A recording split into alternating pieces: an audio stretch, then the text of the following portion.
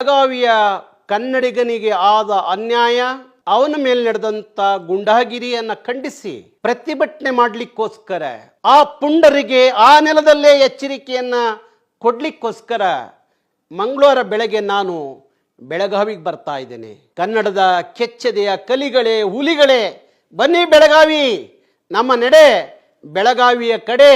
ನನ್ನ ನಾಡಿನ ಕನ್ನಡಿಗನ ಮೇಲೆ, ನನ್ನ ನೆಲದಲ್ಲಿ ಪುಂಡಾಟಿಕೆ ಗುಂಡಾಗಿರಿ ನಡೆಯುತ್ತೇನದಾದ್ರೆ ಅಂತ ಪುಂಡ್ರನ್ನ ಬಗ್ಗು ಬಡಿಯುವ ಕೆಲಸ ನಾವು ಮಾಡಬೇಕಾಗತ್ತೆ.